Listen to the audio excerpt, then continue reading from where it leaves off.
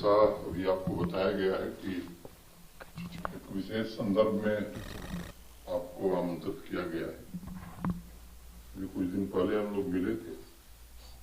आप सबके सामने मैंने एक बात रखी थी कि ऐसे लोग जो प्रधानमंत्री आवास योजना के लिए एलिजिबल है, पात्र है और उनके पास जमीन नहीं है, तो जम्मू कश्मीर प्रशासन 5 मरले जमीन देगा। जो आवास पिछली बार आवंटित किए गए थे उसमें संख्या भी मैंने बताई थी कि 2711 लोगों को हम जमीन दे सके। आगे जब प्रधानमंत्री आवास योजना में और आवास दिए जाएंगे उसमें भी भूमिहीन लोगों को जमीन दी जाएगी। कल आप में से कुछ साथी थे SKIGC में, एक कार्यक्रम था ट्राइबल फेस्टिवल का। 15-16 राज्यों के आदिवासी भाई बहन आए। SC/ST समुदाय के लोगों को लगभग 58,000 के आसपास, एग्जैक्ट संख्या 57 या 58, उसमें मोटे तौर पर 40,000 घर, क्योंकि यहाँ ट्राइबल आबादी ज्यादा है तो ट्राइबल आबादी को ही मिलेगा।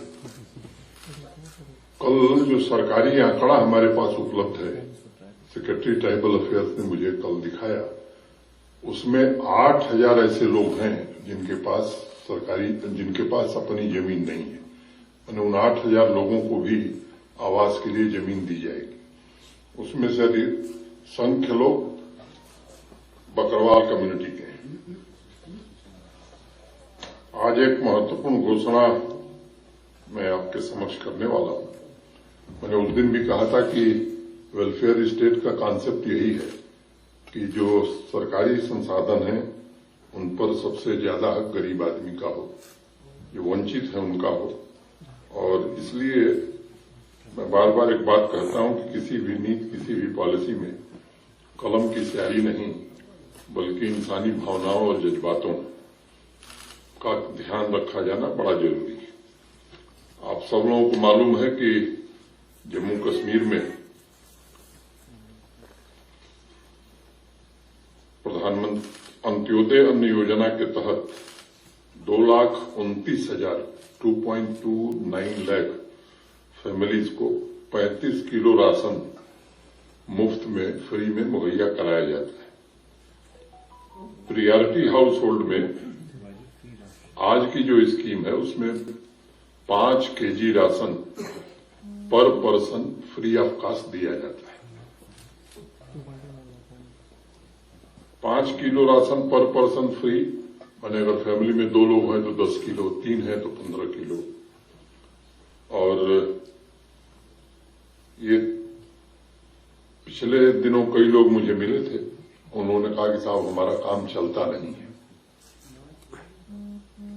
तो इस पर विचार करके हमारे सचिव यहां बैठे हैं कि कैसे इन लोगों की मदद की जा सकती है। तो एक योजना पर निर्णय किया है प्रशासन ने, prime ministers food supplementation for priority house hold. ये स्कीम हम शुरू कर रहे हैं जिसमें प्रधानमंत्री गरीब कल्याण अन्न योजना में प्रति महीने मिलने वाले फ्री राशन के अतिरिक्त अधिकतम 10 किलो चावल, राइस सब्सिडाइज्ड रेट पर प्रियॉरिटी हाउस होल्ड को दिया जाएगा। प्रियॉरिटी हाउस होल्ड की कैटेगरी में कुल 14.32 लाख राशन कार्ड धारक हैं और बेनिफिशरीज की संख्या लगभग 57,24,000 है। अब इस योजना में प्रति परिवार मैक्सिमम सीलिंग 35 किलोग्राम की रखी गई है। इस तरह से उसको समझ सकते हैं कि अगर 3 व्यक्तियों का परिवार है तो 15 किलो राशन उन्हें मुफ्त मिल रहा है। 10 किलो और जम्मू कश्मीर प्रशासन सब्सिडाइज रेट पर उन्हें देगा। 4 लोगों का परिवार है तो 20 किलो मुफ्त राशन उन्हें मिल रहा है, 10 किलो हम और देंगे। 5 व्यक्तियों का परिवार है तो 25 किलो उन्हें मुफ्त में मिल रहा है, 10 किलो सब्सिडाइज रेट पर उन्हें और दिया जाएगा।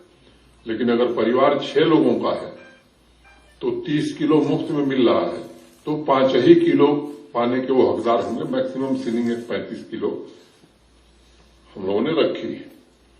अब आज की तारीख में अतिरिक्त राशन जो ये 10 किलो दिया जाएगा उसका रेट 25 रुपए प्रति किलो रखा गया है। Open market sales scheme domestic के तहत भारत सरकार से ये 34 रुपए प्रति किलो हम खरीदेंगे और 9 रुपए सब्सिडी देकर के 25 रुपए के रेट में ऐसे परिवारों को उपलब्ध कराया जाएगा। मोटे तौर पर लगभग 180 करोड़ रुपए का व्यय इस पर आएगा। एक वर्ष पहले एक स्कीम चलती थी, उसमें 15 रुपए किलो उपलब्ध कराया जाता था ये अन्न। मुझे लगता है कि एक बात इसलिए मैं स्पष्ट करना चाहता हूं कि पहले open market sales scheme domestic के तहत भारत सरकार 20 रुपए प्रति किलो राइस देती थी। ये बात जरा ध्यान देने की है। और 5 रुपए सब्सिडी जम्मू कश्मीर प्रशासन देता था, माने 15 रुपए प्रति किलो उपलब्ध कराया जाता था। आज हमने सब्सिडी लगभग दुगुनी कर दी है, 5 रुपए से बढ़ाकर 9 रुपए कर दिया है और जो रेट है 34 रुपए किलो है, इसलिए 9 रुपए सब्सिडी देकर के 25 रुपए किलो चावल सबको उपलब्ध कराया जाएगा। कई लोग ये भी प्रश्न कर सकते हैं कि साहब गेहूं क्यों नहीं दे रहे हैं। 2 कारण है उसके। एक, चावल की खपत या डिमांड में कहूं यहां ज्यादा है और दूसरा, open market sales scheme domestic में अब वीट उपलब्ध नहीं है।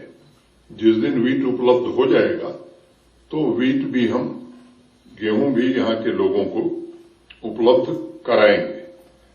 तो हर एक पहलू को जांचा परखा गया है और जैसा मैंने कहा कि गरीब कल्याण को सर्वोच्च प्राथमिकता देते हुए निर्णय लिया गया है। 180 करोड़ रुपए प्रतिवर्ष की धनराशि इस योजना में हम खर्च करने जा रहे हैं ताकि गरीब परिवारों को खाद्य सुरक्षा और सम्मान के साथ जीने का अवसर मिले।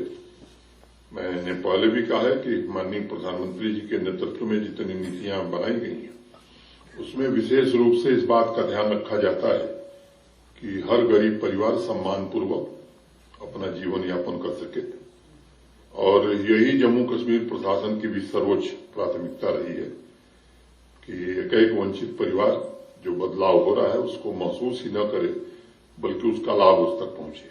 मुझे पूरा भरोसा है कि prime ministers food supplementation for priority house holds न सिर्फ गरीब परिवारों की अन्न की जरूरतों को पूरा करेगा बल्कि उन्हें अधिकतम सब्सिडी प्रदान करके हम उनके आर्थिक सुरक्षा कवच को भी मजबूत बनाने में हमें सफलता मिलेगी।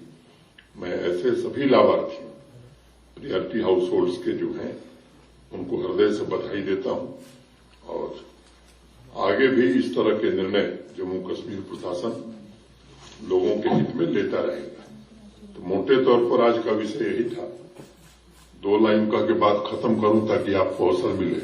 सलीका ही नहीं शायद उसे महसूस करने का, सलीका ही नहीं शायद उसे महसूस करने का, जो कहता है खुदा है तो नजर आना जरूरी है। उड़ान वालों उड़ानों पे वक्त भारी है, उड़ान वालों उड़ानों पे वक्त भारी है, परों की अब के नहीं हौसलों की बारी है। दुआ करो कि सलामत रहे मेरी हिम्मत, दुआ करो कि सलामत रहे मेरी हिम्मत। ये एक चिराग कई आंधियों पर भारी है, ये एक चिराग कई आंधियों पर भारी है। एमबीज को उस पर अलाउ कर देंगे। अस्थायी समाधान तभी होगा जब वो टनल बन जाएगी, तभी मैं समझता हूं स्थायी समाधान होगा। रहा इन्वायरमेंटल इश्यूज का, तो आपकी सलाह का सम्मान किया जाएगा। अब मुगल रोड का जो पोर्शन बीआरओ के पास है उसके मरम्मत का काम पूरा हो गया, जो जम्मू कश्मीर प्रशासन के पास है वो भी पूरा हो गया है।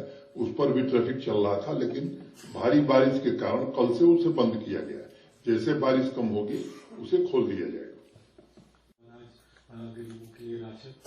दूसरा एक मामला देखने में आ रहा है, आए दिन श्रीनगर में पर्टिकुलरली डाउनटाउन एरियाज या पुराने जो इलाके हैं वहाँ पे इलेक्ट्रिसिटी जो नए स्मार्ट मीटर्स लग रहे हैं उसको लेकर प्रदर्शन हो रहा है। लोगों की मांग है कि फ्लैट रेट्स या कोई कंसेशन क्या इस तर्ज पर भी इसमें भी आपकी प्रशासन कुछ सोच रही है, जो मध्य वर्ग या गरीब लोग हैं उनको इसमें कोई राहत मिलेगी? देखिए, लगभग 31,000 करोड़ रुपए भारत सरकार से कर्ज लेकर के जम्मू कश्मीर में पिछले 4 वर्षों में बिजली लोगों को दी गई। अब ये व्यवस्था लंबे समय तक नहीं चल सकती है। प्रीपेड स्मार्ट मीटर लगाने की कोशिश हो रही है और मुझे लगता है कि जितनी बिजली आप खर्च करेंगे उतना ही पेमेंट आपको करना होगा। ये सच है कि जैसा मैंने कहा कि ये गरीब लोगों के प्रति सहानुभूति रखना ये किसी भी प्रशासन का दायित्व है, लेकिन अगर समर्थवान लोग अपनी बिजली बिल का भुगतान करेंगे तो मुझे लगता है कि जम्मू कश्मीर प्रशासन को 1 मिनट नहीं लगेगा गरीब लोगों के लिए कोई योजना बनाने में। लेकिन अभी जो लॉसेस हैं, अगर लॉसेस नहीं पूरे होंगे तो बिजली हमको चाहिए 24 घंटे, भुगतान हम नहीं करेंगे तो ये दोनों व्यवस्था कैसे चल सकती है? कम से कम जो सक्षम है, समर्थवान है और बुद्धिमान लोग हैं, मैं समझता हूं कि उनको इस बात पर माहौल भी बनाना चाहिए और सहयोग भी करना चाहिए। एक सवाल काफी है आपके लिए, तो एक ज्यादा इम्पोर्टेंट है। पहला सवाल ये जो इम्पोर्टेंट है उसको छोड़ दीजिए, जो कम इम्पोर्टेंट है। एक तो ये है कि जिस तरीके से आपने पहले ही एक प्रेस नोट जारी किया गया था, सरकार की तरफ से ये कहा गया था कि जो नॉन लोकल्स हैं या आउटसाइडर्स हैं उनको लैंड नहीं दी जाएगी, लेकिन उसके बावजूद भी आज भी आजाद साहब ने ये कहा कि ठीक है यहाँ के लोगों को अगर लैंड मिलती है लेकिन बाहर के लोगों को लैंड नहीं मिलनी चाहिए। ये जो 5 मर्रा वाला मामला, देखिए, मैं किसी की बात पर टिप्पणी करने के लिए यहां नहीं हूं। जो लिस्ट बनी है सेंसस 2011 में हुआ था, जो लिस्ट बनी दोबारा 2018 में हुई, तो अब रात को अगर किसी को सूर्य दिखाई पड़ रहा है तो उसका इलाज मेरे पास नहीं, उसे डॉक्टर से मिलना चाहिए। मतलब आजाद साहब को डॉक्टर से मिलना नहीं, मैं आजाद साहब के लिए मेरे मन में बहुत सम्मान है, बहुत सेंसिबल राजनेता है और उनके लिए मैं कोई ऐसी बात, मैंने जिसको भी अगर दिन में तारा दिखाई पड़े तो उसको क्या कहेंगे? अभी तो कुछ लोगों के फ्लड लाइक सिचुएशन पैदा हुई है, काफी नदी नालों में पानी जो है उसका बहाव। अब हो गया आपका प्रश्न, बंद करिए। एडमिनिस्ट्रेशन आपको एक ही प्रश्न की इजाजत थी। अब अंतिम सवाल। सर, अमरनाथ यात्रा चल रही है, मौसम खराब है, सड़क बंद है, तो क्या कुछ सरकार की तरफ से किया जा रहा है? नहीं, अमर यात्रा कल से ही बंद कर दी गई है और यात्रा ऐसे मौसम में हो भी नहीं सकती है। वेदर ठीक होगा तभी यात्रा शुरू कराई जाएगी। लोगों की सुरक्षा और जान माल ये सर्वोच्च प्राथमिकता होनी चाहिए। जैसे मौसम ठीक होगा, यात्रा के प्रबंध पूरी तरह से ठीक है और सुबह और रात दोनों समय रिव्यू होता है, तो घंटे घंटे पर रिपोर्ट ली जाती है। उम्मीद हम करते हैं कि मौसम कल से ठीक होना चाहिए, क्योंकि ये तो प्रेडिक्शन मौसम विभाग करता है। मैं आप लोगों के सहयोग से प्रेडिक्शन कर रहा हूं कि कल से ठीक होना चाहिए। तो हम सब लोग ईश्वर से प्रार्थना करें कि यात्रा शुरू हो और अच्छे ढंग से चले। Thank you.